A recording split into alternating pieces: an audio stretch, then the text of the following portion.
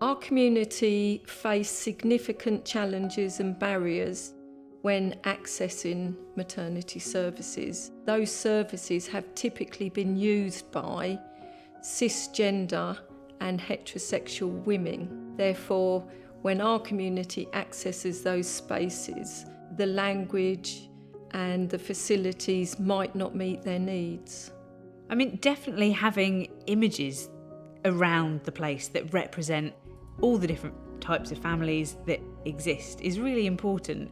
Human beings feel validated when they recognise themselves. And I remember being there, and there was how to bond with your baby, how to create attachment at a very early stage and things like that, kind of big poster boards on the walls.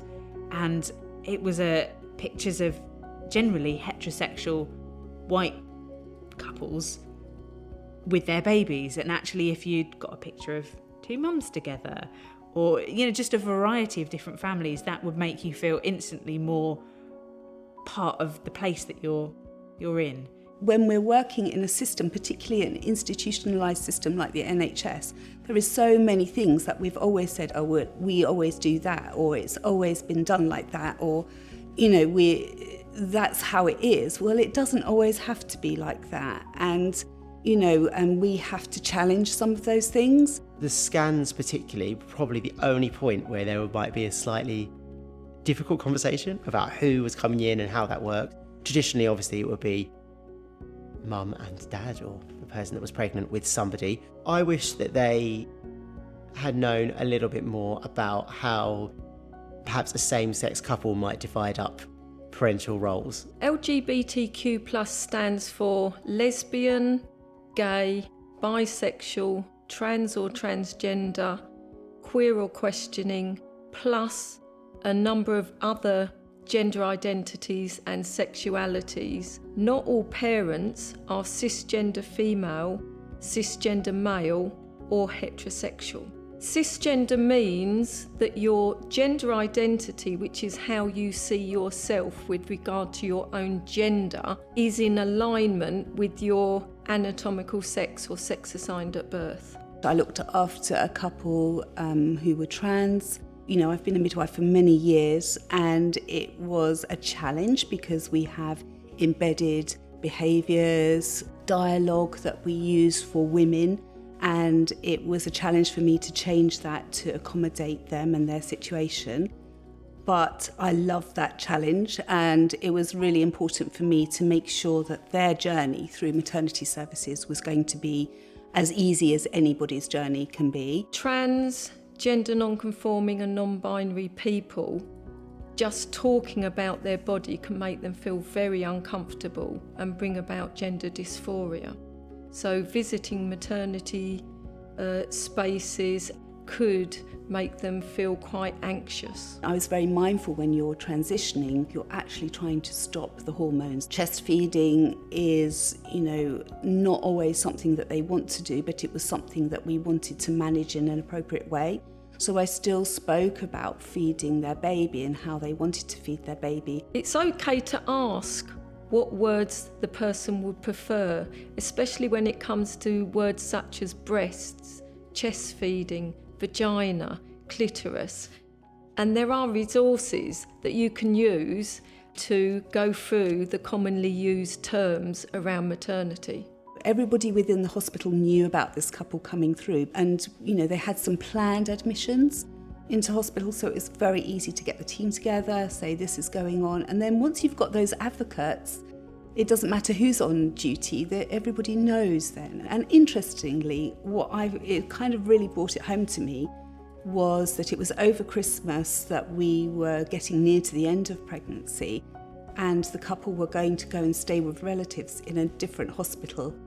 And they were really worried because we had got such a tight plan, and they were so confident about what was going to happen, and they'd had some admissions, and they'd realised that actually the staff were very accommodating. In terms of actually being pregnant, it was quite a positive experience. The midwife care that I felt I had was great, and actually my sexuality didn't really come into it very much. One of the things that was frustrating was the forms. So often it was mother and father on a form, and I think something as simple as parent 1 and parent 2 would suffice, and then we don't have to worry about, there was a lot of, cross that out, put mum or mummy or my partner's name, and that just a little reminder that we don't live in a world that automatically accepts everyone. I have twin boys called Connor and Fionn. They're now 6 years old, and we had the boys through the use of a wonderful surrogate called Claire. We used a donor egg and my partner's sperm, and through that process we then went through various cycles of IVF, and then eventually Claire became pregnant with the boys. So one of the challenges around surrogacy is that legally Claire is the mother, and my partner Keith, because we used his sperm, was biologically the father. So for the first 6 weeks, the birth needs to be registered, like any other birth needs to be registered. And on the birth certificate is Claire's name and Keith's name. So there's a period of time where me and Keith, as a same-sex couple, aren't recognised as the parents. And that was challenging in a number of ways. I think it emotionally can make made me feel slightly left out of the process.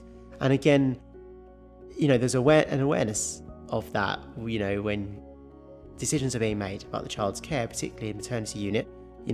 Claire is the mother and Keith is the father. So if there was an emergency or an immediate decision needs to be made, they're actually the parents that can make that decision. So preparing yourself for that is quite difficult, but also, I guess, staff teams being aware of that would be really important, just to provide holistic support to everyone involved.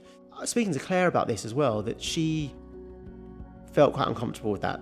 She didn't want to be legally the parent, but yet there is a legal obligation for her to be responsible as a parent for a period of time. So that was something for us to negotiate together, and it's something just to be aware of. There's an additional kind of emotional stress in the background going on that then goes on beyond being discharged from the maternity unit and goes on throughout the period of kind of receiving health visits to help at home and still not being recognised as the legal parent, and that can go on for months for different couples. So it's just another emotional experience that can be challenging for many people.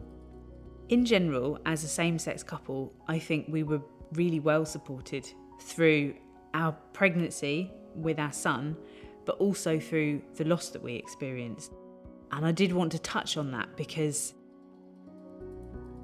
any loss is traumatic, and this was very difficult for us. And one of the things that was so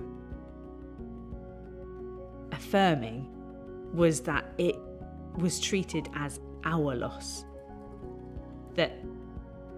I didn't expect to get emotional talking about it, that my partner was equally respected in the situation, and we were a couple who had lost a baby, rather than myself having to go through it and my partner being just a person along the way.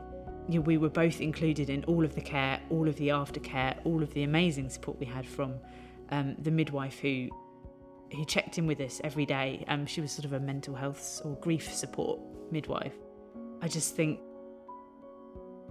because we were both so recognised as the parents of this baby, that helped us. We weren't in the midst of grief and having to navigate as a same-sex couple. We were just a couple who'd lost. So I think that was brilliant, really brilliant. So we were moved to neonatal unit. Both the boys needed additional care. At that point, the staff were phenomenal. We were treated as any other parent. The team were curious about our situation. They asked directly how we wanted to be referred to, who was going to be daddy, who was going to be dad, what our roles were.